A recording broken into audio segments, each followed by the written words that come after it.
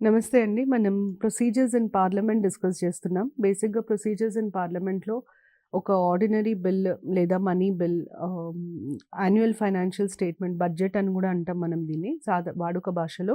ఇవన్నిటిని ఎట్లా పాస్ చేస్తారు దీని మీదే చర్చిస్తున్నాం.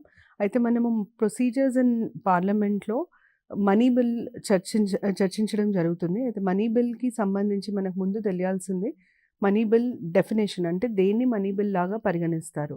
దీన్ని ఆల్రెడీ నేను లాస్ట్ ఎపిసోడ్‌లో ఎక్స్‌ప్లెయిన్ చేశాను కాబట్టి దీన్ని బ్రీఫ్‌గా సమ్ చేస్తాను.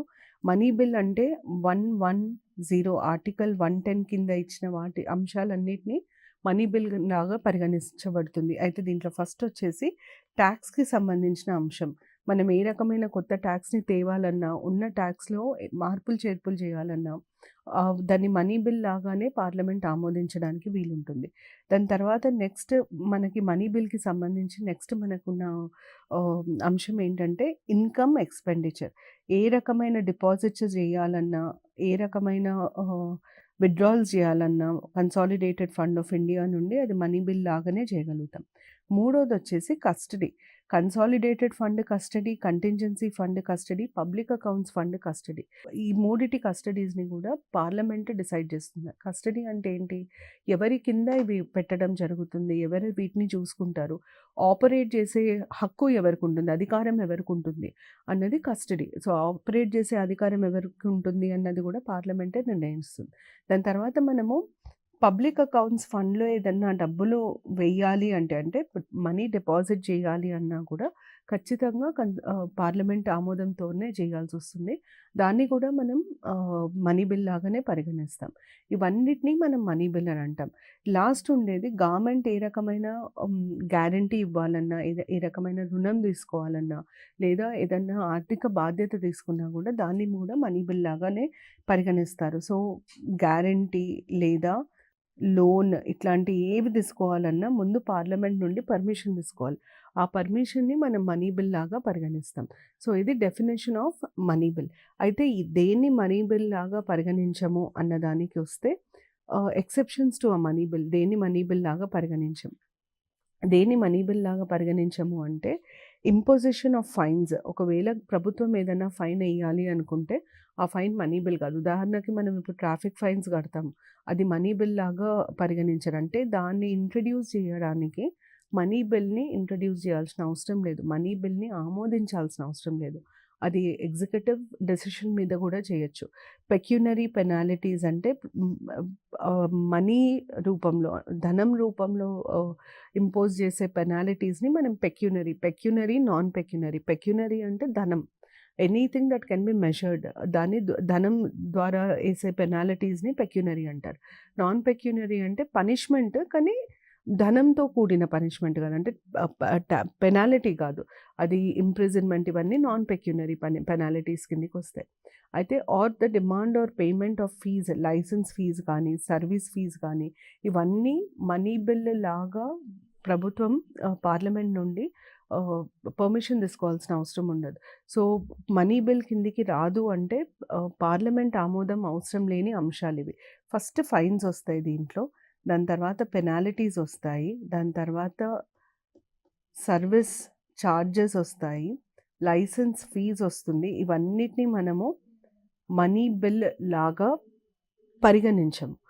ఇవి కాకుండా లోకల్ సెల్ఫ్ గవర్నమెంట్‌కి సంబంధించి టాక్సెస్, పంచాయత్ రాజ్ కొన్ని టాక్సెస్ ఎయ్యొచ్చు. మున్సిపాలిటీస్ కొన్ని టాక్సెస్ ఏస్తాయి. ఉదాహరణకి ఇంటి పన్ను, హౌస్ ట్యాక్స్ ఎవరేస్తారు? ప్రాపర్టీ ట్యాక్స్ అని అంటాము. లేదా ఇంటి పన్ను, హౌస్ ట్యాక్స్ అంటాము. ఊర్లలో హౌస్ ట్యాక్స్ అయితే పంచాయతీలు కలెక్ట్ చేస్తాయి. సిటీలో ప్రాపర్టీ ట్యాక్స్ అయితే మున్సిపాలిటీస్ కలెక్ట్ చేస్తాయి. ఈ ఈ ఇంటి పన్నుని పార్లమెంట్ మనీ బిల్ ద్వారా ఆమోదించాలి. అది కూడా పన్నే కదా! పార్లమెంట్ మనీ బిల్ ద్వారా ఆమోదించాలా అంటే అవసరం లేదు. అది లోకల్ సెల్ఫ్ గవర్నమెంట్‌కి సంబంధించింది కాబట్టి పార్లమెంట్‌కి దానికి ఏ రకమైన సంబంధం ఉండదు. అయితే ఒక బిల్లు మనీ బిల్లా కాదా అన్న ప్రశ్న తలెత్తినప్పుడు దాని మీద నిర్ణయం తీసుకునే అధికారం ఎవరికుంటుంది? ఒక బిల్లు మనీ బిల్లా కాదా అని నిర్ణయించే అధికారం స్పీకర్‌కి మాత్రమే ఉంటుంది.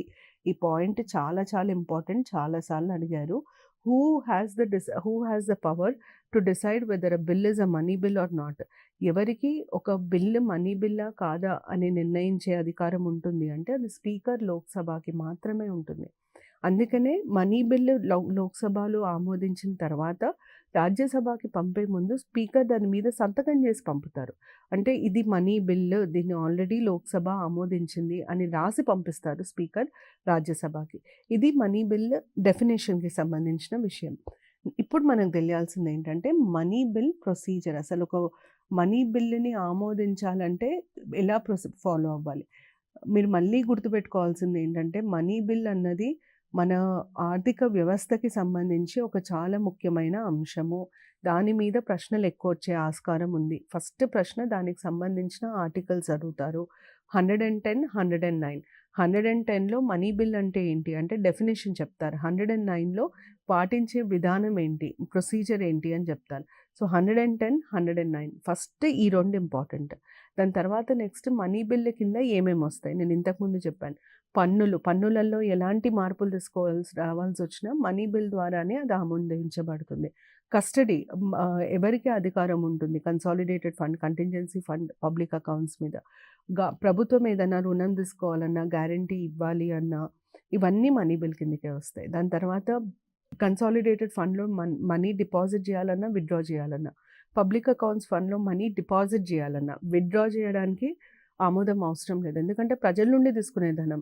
ఆ ప్రజల నుండి తీసుకునే ధనంలో ప్రజలని ఇబ్బంది పెట్టి, హింస పెట్టి తీసుకోకుండా చూసే బాధ్యత పార్లమెంట్ది. అందుకనే తీసుకునేటప్పుడు పార్లమెంట్ ఆమోదం కావాలి.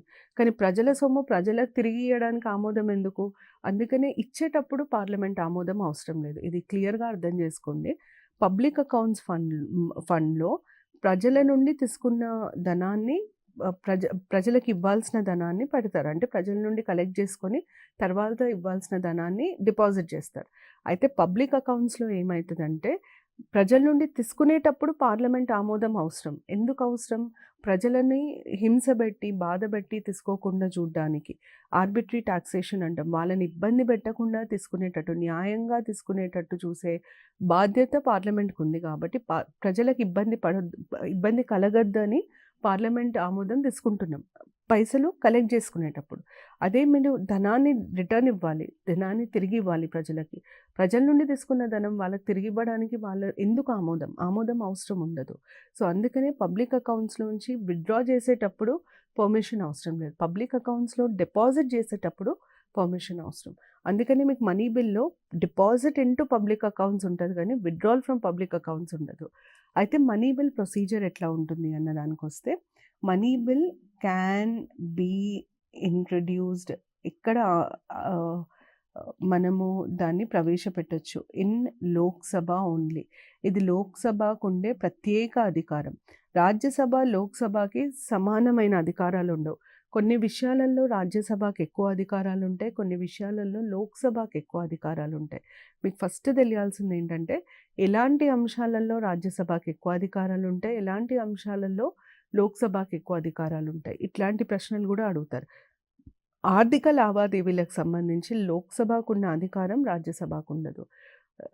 రాష్ట్రాలకు సంబంధించి రాజ్యసభకు ఉన్న అధికారం లోక్సభకు ఉండదు.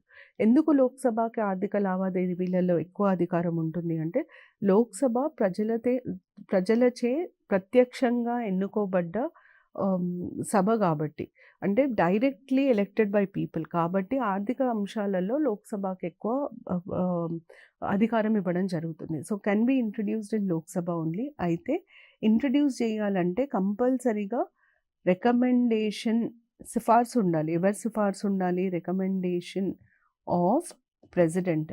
ఖచ్చితంగా మనకి ప్రెసిడెంట్ సిఫార్సు మీదనే లోక్సభలో మనీ బిల్ ప్రవేశపెట్టడానికి వీలుంటుంది. రాష్ట్రపతి సిఫార్సు లేని మనీ బిల్లుని లోక్సభలో ప్రవేశపెట్టడానికి వీలుండదు. దాని తర్వాత నెక్స్ట్ మనకు తెలియాల్సింది ఏంటంటే ఇప్పుడు మనం ప్రవేశపెట్టినాం, దాన్ని ఆమోదించాలి. ఎంత మెజారిటీతో ఆమోదించాలి? సింపుల్ మెజారిటీతోని ఆమోదించాల్సి వస్తుంది. సింపుల్ మెజారిటీ అంటే ఏంటి? Present and voting divided by 2 + 1. దీన్ని మనం సింపుల్ మెజారిటీ అని అంటాం. అప్పుడు ఉండి ఓటేసే వాళ్ళల్లో మెజారిటీని సింపుల్ మెజారిటీ అంటాం. ఒక్కసారి సింపుల్ మెజారిటీ ద్వారా ఆమోదింపబడ్డ తర్వాత ఫస్ట్ సర్టిఫైడ్ బై స్పీకర్ అంటే ఇది మేము ఆమోదించాము అని స్పీకర్ ధృవీకరణ ఇవ్వడం. So certified by speaker. దాని తర్వాత మనం దీన్ని రాజ్యసభకి పంపిస్తాం. రాజ్యసభకి పంపించిన తర్వాత 14 రోజుల సమయాన్ని మనం రాజ్యసభకి ఇస్తాం. రాజ్యసభకి 14 రోజుల సమయాన్ని ఇచ్చి రాజ్యసభ మీరు ఈ బిల్లుని పరిశీలించండి అని చెప్పడం జరుగుతుంది. ఈ 14 రోజుల తర్వాత రాజ్యసభ బిల్లు పరిశీలించకపోయినా ఏమైనా రికమెండేషన్స్ చేసినా ఏది చేసినా 14 రోజుల తర్వాత మళ్ళీ ఈ బిల్లుని ఏం చేస్తారు, లోక్సభకి పంపిస్తారు. ఒకవేళ రాజ్యసభ ఏమన్నా సిఫార్సులు చేస్తే లోక్సభ ఆ సిఫార్సులని పరిగణించవచ్చు. అంటే దాన్ని కన్సిడర్ చేయొచ్చు, చేయకపోవచ్చు. కానీ రాజ్యసభ ఇచ్చే సూచనలను లోక్సభ పాటించాలని ఎలాంటి నిబంధన ఉండదు, అంటే ఒత్తిడి ఉండదు లోక్సభ మీద. Lok Sabha decision final. రాజ్యసభకి మనీ బిల్లుని ఆమోదించే హక్కు ఉండదు. రాజ్యసభ ఏం చేయగలుగుతుంది, ఉట్టి పరిశీలించగలుగుతుంది. పరిశీలించి సూచనలు ఇవ్వగలుగుతుంది. ఈ సూచనలని తీసుకోవాలా వద్దా అన్న నిర్ణయం లోక్సభది. దీని తర్వాత మళ్ళీ లోక్సభ నుండి దీన్ని ప్రెసిడెంట్కి పంపిస్తారు. ప్రెసిడెంట్కి సంతకానికి పంపిస్తారు. ప్రెసిడెంట్ దీన్ని తిరిగి పంపడానికి వీలుండదు అంటే ప్రెసిడెంట్కి సస్పెన్స్ వీటో ఉండదు, తిరిగి పంపించడానికి వీలుండదు. ప్రెసిడెంట్ దాన్ని ఖచ్చితంగా ఆమోదించాలి అని కూడా రాసుండదు. రాజ్యాంగంలో తిరిగి పంపడానికి వీలుండదు అని రాసుంది, కానీ ఖచ్చితంగా ఆమోదించాలి అని రాసలేదు. సో తిరిగి పంపడానికి వీలుండదు. ప్రెసిడెంట్ దాన్ని ఎంత సమయంలో సంతకం పెట్టాలి అని కూడా ఏ టైం లైన్ ఉండదు. సో ఇది ప్రెసిడెంట్కి వెళ్ళడం జరుగుతుంది. ఇది మనీ బిల్కి ఫాలో అయ్యే ప్రొసీజర్. సో మనీ బిల్కి మీరు గుర్తుపెట్టుకోవాల్సింది ఏంటంటే ప్రొసీజర్ ఫస్ట్ లోక్సభలో మాత్రమే దీన్ని ప్రవేశపెట్టచ్చు. ఖచ్చితంగా రాష్ట్రపతి సిఫార్సు మీదనే ప్రవేశపెట్టాలి. లోక్సభ దీన్ని సాధారణ మెజారిటీతోనే ఆమోదిస్తుంది. ఒక్కసారి లోక్సభ ఆమోదించిన తర్వాత దీన్ని స్పీకర్ సర్టిఫై చేస్తారు. దాన్ని రాజ్యసభకు పంపిస్తారు. రాజ్యసభకి ఎన్ని రోజుల సమయం ఇవ్వబడుతుంది అన్నది ఇంపార్టెంట్. రాజ్యసభకి 14 రోజుల సమయాన్ని కేటాయింపబడుతుంది. ఒక్కసారి రాజ్యసభకి 14 రోజుల సమయాన్ని ఇచ్చిన తర్వాత మళ్ళీ ఆ బిల్లుని లోక్సభకి తిరిగి పంపిస్తారు. ఆ మనీ బిల్లు మీద రాజ్యసభ ఏమన్నా సిఫార్సులు చేస్తే లోక్సభ దాన్ని పరిగణనలోకి తీసుకోవచ్చు, తీసుకోకపోవచ్చు. లోక్సభ నుండి దాన్ని డైరెక్ట్గా ప్రెసిడెంట్కి పంపడం జరుగుతుంది. ఇది మనీ బిల్కి సంబంధించిన ప్రొసీజర్, కాన్స్టిట్యూషన్లో ఇచ్చిన ప్రొసీజర్. ఈ ప్రొసీజర్ మీకు చాలా చాలా ఇంపార్టెంట్. మనీ బిల్కి సంబంధించిన ప్రతి అంశము మీకు ప్రిలిమ్స్కి ఇంపార్టెంట్. అది ఏ కాంపిటేటివ్ ఎగ్జామ్ అయినా సరే. గ్రూప్ 1కి ప్రత్యేకంగా చాలా ముఖ్యమైనది. గ్రూప్ 2కి అయితే ఇది కంప్లీట్ డీటెయిల్ తెలియాలి. ఇప్పుడు మిగతా కాంపిటేటివ్ ఎగ్జామ్స్ ఉన్నాయి కదా, టెక్నికల్ ఎగ్జామ్స్ కానీ మిగతా వాటిలలో ఏంటంటే కనీసం మీకు ఆర్టికల్ నంబర్, దీన్ని ఎక్కడ ఇంట్రడ్యూస్ చేస్తారు, ఎన్ని రోజులు సమయం ఇస్తారు రాజ్యసభకి, ఇట్లాంటి డీటెయిల్స్ తెలుసుకోవడం ఇంపార్టెంట్. ఇది మనీ బిల్. మనీ బిల్ తర్వాత మనం డిస్కస్ చేయాల్సింది annual financial statement. Annual financial statement అన్న పదం కాన్స్టిట్యూషన్లో ఎక్కడిచ్చారు అన్నది ఇంపార్టెంట్. ఈ పదాన్ని కాన్స్టిట్యూషన్లో article 112, so article 112 article number కూడా చాలా ముఖ్యమైనది. 112 చాలా ముఖ్యమైన ఆర్టికల్. యాన్యువల్ ఫైనాన్షియల్ స్టేట్మెంట్ని మనం సాధారణ వాడుక భాషలో బడ్జెట్ అని పిలుచుకుంటాం. దాన్ని మనం బడ్జెట్ అని పిలుచుకుంటాం. ఎందుకు యాన్యువల్ ఫైనాన్షియల్ స్టేట్మెంట్ ఇంపార్టెంట్ అంటే ఒక సంవత్సరానికి సంబంధించి ప్రభుత్వ లావాదేవీలని మొత్తము పార్లమెంటు నుండి మన ఆమోదం తీసుకునే విధానాన్ని మనం బడ్జెట్ అంటే ఒక సంవత్సరానికి ఈ ఫైనాన్షియల్ ఇయర్కి మనకుండే ఖర్చులు ఏంటి, మనకుండే ఇన్కమ్ సోర్స్ ఏంటి, ఇవన్నిటిని ఒక డాక్యుమెంట్లో ప్రజెంట్ చేసి ఆ డాక్యుమెంట్ని మనం పార్లమెంట్లో అప్రూవల్ తీసుకుంటాం. దాన్ని బడ్జెట్ అంటాం. సో ఒక సంవత్సరం పాటు ఆర్థిక వ్యవస్థ మొత్తము ఈ బడ్జెట్ మీద డిపెండ్ అయి ఉంటుంది. అందుకనే ఇది చాలా ముఖ్యమైనది. బడ్జెట్ అన్న పదాన్ని ఎక్కడా కాన్స్టిట్యూషన్లో ఇవ్వలేదు. గ్రూప్ 1 2009-10లో జరిగిన ప్రిలిమ్స్, ఏపీపీఎస్సీ ఉండేప్పుడు ప్రిలిమ్స్లో ఈ ప్రశ్న అడగడం జరిగింది. బడ్జెట్ అనే పదాన్ని రాజ్యాంగంలో ఎక్కడిచ్చారు అని. ఎక్కడ ఇవ్వలేదు. బడ్జెట్ అన్న పదమే లేదు అసలు రాజ్యాంగంలో. బడ్జెట్ని మనం యాన్యువల్ ఫైనాన్షియల్ స్టేట్మెంట్ అని అంటాం. సో మీరు ఎంసీక్యూస్ పాలిటీ మీద ఆన్సర్ చేసేటప్పుడు ఒక జాగ్రత్త మీరు తీసుకోవాల్సింది ఏంటంటే రాజ్యాంగానికి సంబంధించి అడిగే ప్రశ్నలని రాజ్యాంగంలో ఇచ్చిన పదాల ద్వారానే మీరు ఆన్సర్ చేయాలి. అంటే ఈ పదం రాజ్యాంగంలో ఉందా లేదా? రాజ్యాంగం ఈ పదానికి సంబంధించి అర్థం ఇచ్చిందా లేదా? ఇట్లాంటి ప్రశ్నలు బాగా అడుగుతారు. ఉదాహరణకి చైల్డ్ లేబర్‌ని డిఫైన్ చేయలేదు. కానీ చైల్డ్ లేబర్ అన్న పదం రాజ్యాంగంలో ఉంది. అలాగే మైనారిటీ అన్న పదము రాజ్యాంగంలో ఇవ్వడం జరిగింది. ఎన్ని రకాల మైనారిటీలు ఉంటారు అన్నదానికి రాజ్యాంగంలో రిలీజియస్, లింగ్విస్టిక్ అన్న పదాలు చెప్పడం జరిగింది. కానీ మైనారిటీ అంటే ఎవరు అన్న పదానికి అర్థం రాజ్యాంగం ఇవ్వదు. అలాగే బడ్జెట్ అన్న పదం రాజ్యాంగంలో ఎక్కడా రాసిపెట్టి ఉండదు. బడ్జెట్‌ని రాజ్యాంగంలో యాన్యువల్ ఫైనాన్షియల్ స్టేట్మెంట్ అని అంటారు. ఇంకా చెప్పాలంటే లోక్సభ, రాజ్యసభ అనే పదాలని రాజ్యాంగంలో ఇవ్వరు. లోక్సభ బదులుగా హౌస్ ఆఫ్ పీపుల్, రాజ్యసభ బదులుగా కౌన్సిల్ ఆఫ్ స్టేట్స్ అన్న పదాలను వాడడం జరుగుతుంది. సో మీరు మొత్తం రాజ్యాంగం చదువుతున్నా కూడా మీకు లోక్సభ అన్న పదం కనిపించదు, రాజ్యసభ అన్న పదం కనిపించదు. సో ఇవన్నీ చిన్న చిన్న పాయింట్స్, కానీ వీటి మీద క్వశ్చన్స్, బేసిక్ క్వశ్చన్స్ అడగాలి అనుకున్నప్పుడు వీటి మీదనే అడుగుతారు. ఈ పాయింట్స్ మీద మన క్లారిటీ ఉండడం చాలా ఇంపార్టెంట్. సో బడ్జెట్కి సంబంధించి యాన్యువల్ ఫైనాన్షియల్ స్టేట్మెంట్, బడ్జెట్కి సంబంధించి మనకి ఏం తెలియాలి? మనకు ఫస్ట్ ఆర్టికల్ 112 కింద ఉన్న అంశాలు తెలియాలి. 112 మనకి ఏమేం చెప్తుందంటే, ఫస్ట్ బడ్జెట్ ఎవరి బాధ్యత, రెస్పాన్సిబిలిటీ ఎవరి మీద ఉంటుంది. ఈ బడ్జెట్ పార్లమెంట్కి వెళ్ళేటట్టు చూసే బాధ్యత ప్రెసిడెంట్ మీద ఉంటుంది, ప్రెసిడెంట్కి ఉంటుంది. సో యాన్యువల్ ఫైనాన్షియల్ స్టేట్మెంట్ని పార్లమెంట్లో ఇంట్రడ్యూస్ చేసే బాధ్యత రాష్ట్రపతికి ఉంటుంది. తర్వాత నెక్స్ట్ ఏం అడుగుతారంటే, పార్లమెంటులో 2 సభలకి పంపిస్తారా, పార్లమెంట్ ఒక సభకే పంపిస్తారా అన్న ప్రశ్నకి సమాధానం, ఈ ఆర్టికల్కి సంబంధించినంత వరకు బడ్జెట్ అనేది 2 హౌజెస్కి పోతుంది. అంటే ఆర్టికల్లో ఏమని రాసుంటుందంటే బోత్ హౌజెస్ ఆఫ్ పార్లమెంట్ అని రాసుంటుంది. సో లోక్సభలోనూ ప్రవేశపెట్టాలి, రాజ్యసభలోనూ ప్రవేశపెట్టాలి. మూడోది మనకి ఏం చెప్తుందంటే, అసలు ఈ యాన్యువల్ ఫైనాన్షియల్ స్టేట్మెంట్లో ఏముంటుంది అన్నదానికి సమాధానం ఏమిస్తుందంటే, వచ్చే ఆర్థిక సంవత్సరానికి సంబంధించిన ఖర్చులు, ఆదాయం లెక్క, అంటే estimated expenditure, estimated revenue, estimated expenditure, ఎంత ఖర్చు ఉండబోతుంది, ఎంత ఆదాయం ఉండబోతుంది, దానికి సంబంధించిన మొత్తం సమాచారం యాన్యువల్ ఫైనాన్షియల్ స్టేట్మెంట్లో ఉంటుంది. అయితే ఇంకా ముందుకెళ్ళి ఏం చెప్తుందంటే ఈ ఆర్టికల్, ఈ ఎస్టిమేటెడ్ ఎక్స్పెండిచర్ని 2 భాగాలుగా ప్రజెంట్ చేయాలి. ఒకటేమో చార్జ్డ్ ఎక్స్పెండిచర్ లాగా ప్రజెంట్ చేయాలి, ఇంకొకటేమో మేడ్ ఎక్స్పెండిచర్ లాగా ప్రజెంట్ చేయాలి. నేను చార్జ్డ్, మేడ్ మధ్యలో ఉండే డిఫరెన్స్ ఆల్రెడీ మీకు లాస్ట్ ఎపిసోడ్లో ఎక్స్ప్లెయిన్ చేశాను. సో దాన్ని రెఫర్ చేస్తే మీకు అర్థమవుతుంది. చార్జ్డ్ ఎక్స్పెండిచర్గా ఉన్నదాన్ని తగ్గించడానికి, ఆపడానికి వీలుండదు. మేడ్ ఎక్స్పెండిచర్గా ఉన్నదాన్ని మీరు తగ్గించుకోవచ్చు, ఆపచ్చు, కానీ పెంచడానికి వీలుండదు. So charged expenditure, made expenditure లాగా మళ్ళీ కేటగరైజ్ చేయాలి అని చెప్తుంది. ఈ చార్జ్డ్ ఎక్స్పెండిచర్ కింద రాజ్యాంగం ప్రకారం ఏమేమి వస్తాయి, what all will come under charged expenditure, ఇదంతా మనకి ఆర్టికల్ 112 కింద ఉంటుంది. ఆర్టికల్ 112 ఎవరికి బాధ్యత ఉంటుంది యాన్యువల్ ఫైనాన్షియల్ స్టేట్మెంట్కి? ప్రెసిడెంట్. ఎక్కడ పంపించాలి యాన్యువల్ ఫైనాన్షియల్ స్టేట్మెంట్? పార్లమెంట్కి. యాన్యువల్ ఫైనాన్షియల్ స్టేట్మెంట్లో ఏముంటాయి? Estimated revenue, estimated expenditure. ఈ ఎస్టిమేటెడ్ ఎక్స్పెండిచర్ని 2 భాగాలుగా విభజించి ప్రజెంట్ చేయాలి. Charged expenditure, made expenditure. Charged expenditure కిందకి ఏమొస్తుంది, ఇవన్నీ డీటెయిల్స్ మనకి బడ్జెట్ అనే అంశంలో ఉంటాయి. ఇప్పుడు మనకి నెక్స్ట్ తెలియాల్సింది ఏంటంటే, ఇవే నేను ఇప్పుడు మీకు చెప్పింది 112లో ఎట్లా ఇచ్చారో చూపిస్తాను చూడండి. ద ప్రెసిడెంట్ షెల్, ఇది ఇంపార్టెంట్. బాధ్యత ఎవరిది? ప్రెసిడెంట్ది. In respect of every financial year, ప్రతి ఆర్థిక సంవత్సరానికి సంబంధించిన బడ్జెట్ పార్లమెంట్కి వెళ్ళాలి.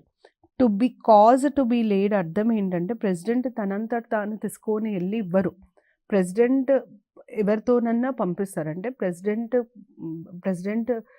On behalf of the president ఎవరో ఒకరు వెళ్ళి బడ్జెట్ని ఇంట్రడ్యూస్ చేయాలి. ఎవరు ఇంట్రడ్యూస్ చేస్తారు? ఫైనాన్స్ మినిస్టర్ ఇంట్రడ్యూస్ చేస్తారు. సో ప్రెసిడెంట్ బదులు ఇంకొకరు పోయి ఇవ్వచ్చు అని అర్థం ఈ కాజ్ టు బీ లేడ్ అంటే. దాని తర్వాత before both houses of parliament, 2 హౌసెస్కి బడ్జెట్ వెళ్ళాలి. ఆ స్టేట్మెంట్ ఆఫ్ బడ్జెట్ అంటే ఏంటి, ఇక్కడ నుండి బడ్జెట్ అంటే ఏంటి, ఆ statement of the estimated receipts and expenditure of the government. Estimated receipts అంటే గవర్నమెంట్కి వచ్చే డబ్బు, ఎస్టిమేటెడ్ ఎక్స్పెండిచర్ అంటే గవర్నమెంట్ ఖర్చు చేయాల్సిన ధనం. for that year in this part referred to be as annual financial statement. ఇది annual financial statement ఒక అర్థము రాజ్యాంగం ప్రకారం. ఇప్పుడు ఈ ఎస్టిమేటెడ్ ఎక్స్పెండిచర్ ఏదైతుందో 2 భాగాలుగా విభజించాలి అంటున్నారు. మీరు ఇక్కడ గమనిస్తే మీకు చార్జ్డ్ అన్న పదం కనిపిస్తుంది. ఇక్కడ గమనిస్తే మేడ్ అన్న పదం కనిపిస్తుంది. చార్జ్డ్ అన్న పదంకి అర్థం ఏంటంటే ఏదేదైతే చార్జ్డ్గా డిక్లేర్ చేయడం జరిగిందో దాన్ని పార్లమెంట్కి తగ్గించడానికి ఆస్కారం ఉండదు, ఆపడానికి ఆస్కారం ఉండదు. మేడ్ అనే ఎక్స్పెండిచర్ మీరు ఎంత చర్చించుకుంటారో చర్చించుకోండి, దాన్ని తగ్గించవచ్చు, మీకు నచ్చకపోతే దాన్ని రిజెక్ట్ చేయొచ్చు. అది మేడ్ ఎక్స్పెండిచర్. ఈ 2 భాగాలుగా విభజించాలి. ఇప్పుడు చార్జ్డ్ ఎక్స్పెండిచర్ కింద ఏమొస్తుంది? ఫస్ట్ రాష్ట్రపతికి సంబంధించి ఖర్చులు, జీతం ఇవన్నీ. దాని తర్వాత speaker, deputy speaker, chairman, deputy chairman. Speaker, deputy speaker Lok Sabha, chairman, deputy chairman Rajya Sabha, వారి జీత భృత్యాల గురించి. దాని తర్వాత డెట్ ఛార్జెస్, ప్రభుత్వం ఏదన్నా అప్పు చేసింది, అప్పు తిరిగి పే చేయాలి. ఆ ప్రభుత్వం చేసిన అప్పుని తిరిగి పే చేయకపోతే ఏమవుతుంది? లీగల్ ఇష్యూస్ కాకుండా, ఇప్పుడు ఉదాహరణకి మనం వరల్డ్ బ్యాంక్ నుండి అప్పు చేసాం, తిరిగి పే చేసే పరిస్థితులలో మనం లేము. ఇంటర్నేషనల్ లెవెల్లో భారతదేశంకు ఉండే ఇమేజ్ ఎఫెక్ట్ అవుతుంది. మళ్ళీ రేపు పొద్దున మనకు తిరిగి ఎవరు అప్పు ఇవ్వరు. ఇవన్నీ సమస్యలు ఉండకుండా ఒక్కసారి ఏదైనా అప్పు తీసుకుంటే ఖచ్చితంగా అది తిరిగి పే చేయాలి. అందుకనే అది చార్జ్డ్ ఎక్స్పెండిచర్. దాని తర్వాత శాలరీస్, ఇవన్నీ ఇంత పెద్ద పాయింట్కి అర్థం ఏంటంటే శాలరీ, జీతాలు ఎవరివి? జడ్జెస్వి, సుప్రీం కోర్టు జడ్జెస్వి. దాని తర్వాత పెన్షన్స్ ఎవరివి? సుప్రీం కోర్టు జడ్జెస్వి, హైకోర్టు జడ్జెస్వి కూడా. Pensions of SC and HC judges of high court and judges of supreme court. ఇవన్నీ యాన్యువల్ ఫైనాన్షియల్ ఇవన్నిటిని మనం యాన్యువల్ ఫైనాన్షియల్ స్టేట్మెంట్లో చార్జ్ ఎక్స్పెండిచర్ లాగా పరిగణిస్తాం. తర్వాత క్యాగ్. దాని తర్వాత ఏదన్నా కోర్ట్ ఏదైనా జడ్జ్మెంట్ ఇచ్చింది, కోర్ట్ ఏమైనా జడ్జ్మెంట్ ఇచ్చినప్పుడు ఆ జడ్జ్మెంట్కి సంబంధించి ఏదైనా మనీ పే చేయాల్సి వస్తే, ఉదాహరణకి కోర్టు కంపెన్సేషన్ ఇవ్వాలి అని చెప్పింది, కంపెన్సేషన్ ఇవ్వడానికి కావాల్సిన ధనాన్ని కూడా మనం చార్జ్ ఎక్స్పెండిచర్ లానే కన్సిడర్ చేస్తాం, మేడిలాగా కన్సిడర్ చేయము. దాని తర్వాత any expenditure declared by this constitution or parliament by law to be charged. Parliament by law to be charged అంటే ఒక సాధారణ చట్టం ద్వారా ఇది చార్జ్డ్ ఎక్స్పెండిచర్ అని పార్లమెంట్ డిక్లేర్ చేస్తే దాన్ని మనం చార్జ్డ్ ఎక్స్పెండిచర్ అంటాం. ఉదాహరణకి పార్లమెంట్ చార్జ్డ్ ఎక్స్పెండిచర్ లాగా లోక్పాల్ అండ్ లోకాయుక్త యాక్ట్ కింద లోక్పాల్కి సంబంధించిన ఖర్చులన్నీ చార్జ్డ్ ఎక్స్పెండిచర్ అని డిక్లేర్ చేయడం జరిగింది. అది రాజ్యాంగంలో రాసలేదు, అదొక సాధారణ చట్టంలో చెప్పబడింది. అది కూడా చార్జ్డ్ ఎక్స్పెండిచర్ కిందకి వస్తుంది. సో ఆర్టికల్ 112 ప్రకారం చార్జ్డ్ ఎక్స్పెండిచర్లో ఏమేమి వస్తుంది అన్న ప్రశ్నకి సమాధానం ఏంటి అంటే క్యాగ్ జీతం, president salary, judges salary, pension, president salary pension, CAG salary pension. దాని తర్వాత speaker, deputy speaker, chairman, deputy chairman, వీళ్ళందరి శాలరీస్, అలవెన్సెస్ ఇవన్నీ వస్తాయి. ఇది వీళ్ళకి సంబంధించిన ఇన్ఫర్మేషన్. దాని తర్వాత నెక్స్ట్ మనకు తెలియాల్సింది ఏంటంటే అసలు యాన్యువల్ ఫైనాన్షియల్ స్టేట్మెంట్ని పార్లమెంట్లో ఎట్లా ఇంట్రడ్యూస్ చేస్తారు, ఎంత సమయం. మీరు గమనిస్తే పార్లమెంట్లో జరిగే ఏ విధానంలో కూడా ఒక సమయం, నిర్ధారిత సమయం ఉండదు. అంటే ఈ టైంలో ఇది చెయ్యాలి అని ఎక్కడ రాసుండదు. కానీ ఆర్థిక వ్యవస్థకి సంబంధించి, ఆర్థిక విధానాలకు సంబంధించి మాత్రమే సమయాలు ఉంటాయి. బడ్జెట్కి సంబంధించి కూడా సమయం చెప్తుందనమాట. ఇంత టైంలో ఇది ఇది పాస్ అవ్వాలి, ఇంత టైంలో ఇది పాస్ అవ్వాలి. అయితే బడ్జెట్ని ఎలా ఇంట్రడ్యూస్ చేస్తారు? ఒక బిల్లుని మామూలుగా ఎట్లా ఇంట్రడ్యూస్ చేస్తామో అట్లానే ఇంట్రడ్యూస్ చేస్తాం. కానీ బడ్జెట్ని ఇంట్రడ్యూస్ చేసేటప్పుడు ఫస్ట్ స్టేజ్ని మనం ఇంట్రడక్షన్ అని అంటాం. ఇంట్రడక్షన్లో ఏమవుతుందంటే బడ్జెట్ని ప్రవేశపెడతారో పార్లమెంట్లో. ఇప్పుడు మనకి ఇంట్రడక్షన్లో ఏమవుతుంది అన్నది తెలియదు. బడ్జెట్ని ప్రవేశపెట్టే అధికారం యూనియన్ ఫైనాన్స్ మినిస్టర్కి ఉంటుంది. ఎక్కడ ప్రవేశపెడతారు? లోక్సభలో ప్రవేశపెడతారు. ఎప్పుడు? First working day of February at 11 AM. ఇంతకుముందు ఏమయ్యేదంటే వాళ్ళు ఫస్ట్ వర్కింగ్ డే రోజు ఇంట్రడ్యూస్ చేసేవాళ్ళు కాదు, లాస్ట్ వర్కింగ్ డే రోజులో ఇంట్రడ్యూస్ చేసేవాళ్ళు. ఇప్పుడు first working day at 11 AM. దాని తర్వాత మీకు తెలియాల్సింది ఏంటంటే ఇంట్రడక్షన్ని మనము చాలా ఫేమస్గా బడ్జెట్ ప్రసంగం లాగా పిలుస్తాం అన్నమాట. సో బడ్జెట్ స్పీచ్ అంటే nothing but introduction of budget. Budget స్పీచ్‌లో ఏం చెప్తారు? ఆర్థిక శాఖ మంత్రి బడ్జెట్‌లో మాకు ఇన్ని కోట్లొస్తాయి. మేము ఇన్ని కోట్లల్లో ఈ స్కీమ్‌కి ఇంత ఇస్తున్నాము, దీనికి ఇంత ఇస్తున్నాము, ఈ డిపార్ట్మెంట్‌కి ఇంత, డిఫెన్స్‌కి ఇంత, ఇవన్నీ మేము చేస్తున్న అలొకేషన్స్. బడ్జెట్‌లో ఈ కొత్త కొత్త పథకాలను ప్రవేశపెడుతున్నాం. ఉన్న పథకాలని వీటిని కొనసాగిస్తామని నిర్ణయం తీసుకున్నాము. దాని తర్వాత ఎలాంటి టాక్సెస్ వస్తాయి, ఎంత ఎంత టాక్స్ రూపంలో, పన్ను రూపంలో ఎంత మనీ రావచ్చు. సో, మనకొచ్చే దారులేంటి? దేని మీద ట్యాక్సులు పెంచడం జరిగింది, తగ్గించడం జరిగింది, కారణాలేంటి? ఇవన్నీ అంశాలని బడ్జెట్ స్పీచ్‌లో ప్రస్తావిస్తారు. సో, బడ్జెట్ ప్రసంగం అనే ప్రసంగం ద్వారా బడ్జెట్‌ని పార్లమెంట్‌లో ప్రవేశపెట్టడం జరుగుతుంది. ఖచ్చితంగా ఫిబ్రవరి 1 వర్కింగ్ డేలో రోజు ప్రవేశపెడతారు. పొద్దున 11కి ప్రవేశపెట్టడం జరుగుతుంది. ఒక్కసారి లోక్‌సభలో ప్రవేశపెట్టిన తర్వాత అదే రోజు రాజ్యసభలో కూడా ప్రవేశపెట్టడం జరుగుతుంది. రాజ్యసభలో బడ్జెట్ ఇంట్రొడ్యూస్ చేయడం జరుగుతుంది. ఇది ఫస్ట్ స్టేజ్ ఆఫ్ బడ్జెట్. దీని తర్వాత మీకు ఇంతకుముందు నేను సాధారణ బిల్లులో చెప్పినట్టు జనరల్ డిస్కషన్ కూడా జరుగుతుంది. జనరల్ డిస్కషన్‌లో ఏం చేస్తారు, ఒక 4, 5 రోజుల పాటు జరుగుతుంది. అసలు బడ్జెట్ స్పీచ్‌లో ఉన్న అంశాలని సాధారణంగా చర్చిస్తారు. అంటే ప్రస్ ఆహ్, పరిశీలన జరగదు. చర్చ మాత్రం జరుగుతుంది. ఒక సాధారణంగా అసలు ఏమేమి ఉన్నాయి అన్న దాని మీద చర్చ జరుగుతుంది. దాని తర్వాత ఒక 3, 4 వారాల పాటు పార్లమెంటు సమావేశాలను ఆపేయడం జరుగుతుంది. ఎందుకు ఆపేస్తారు? అసలు ఇక్కడి నుండి బడ్జెట్ ప్రొసీజర్ ఏముంటుంది అన్నది మనం నెక్స్ట్ ఎపిసోడ్‌లో డిస్కస్ చేద్దాం. నెక్స్ట్ ఎపిసోడ్‌లో నేను మీకు బడ్జెట్ ప్రొసీజర్ కంప్లీట్ చేసి చాలా బ్రీఫ్‌గా పార్లమెంటరీ కమిటీస్, పార్లమెంట్‌లో చాలా కమిటీస్ ఉంటాయి.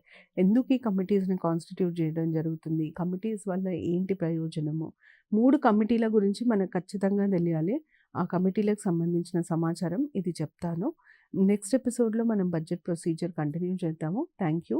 నమస్తే.